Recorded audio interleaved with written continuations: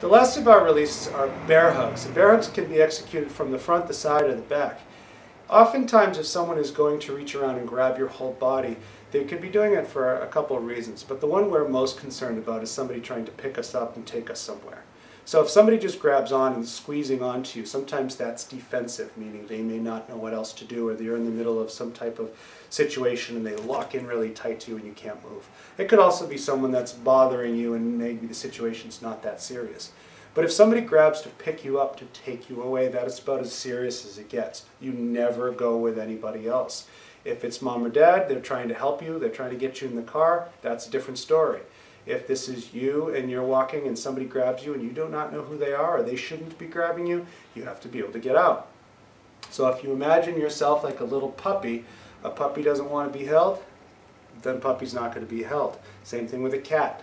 If you pick up a cat, doesn't feel like being held, that's what you need to become. You need to become that cat or that puppy. So as soon as you're being held, your body has to be able to twist and be able to move, and that's going to be a big help once you're in the air. But what if you're not in the air yet?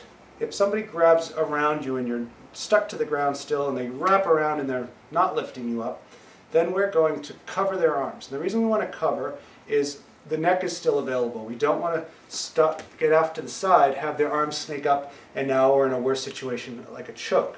So we're going to cover with either one hand or two. If we cover with two hands, instinctively, our arms are busy right now, I have my feet. I can stomp the foot. I'm going to back up so you can see better. So cover and stomp.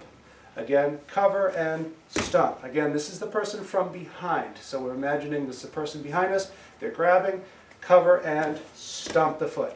Try it the other way. Cover, stomp. Cover and stomp. Now, if the person's grabbing and we end up with one hand, or we decide to let go with one, we're still covering their hands, but we're going to sink to one side, down. The reason for doing that is you make it harder for them to lift you. If you stay upright, you're easier to move and you feel a lot lighter. Once you step to the side, it's much harder to lift you and you feel a lot heavier. Also, if you step to the side, you create an opening on that side. The person's right behind me, so when I move over here, they're going to shift a little bit, but most of their body is still on that side. When I strike with my elbow, I'm going to hit into their stomach, possibly low into the leg or to the groin. I might be able to get up to the head, but I would stick to real strong strikes. Just start elbowing to the ribs if possible. If you go the other way, I'm going to cover this. I'm going to step to the side and elbow to that side. So someone grabs me from behind, cover, step, elbow. Let's do it a few times. Cover, step, elbow.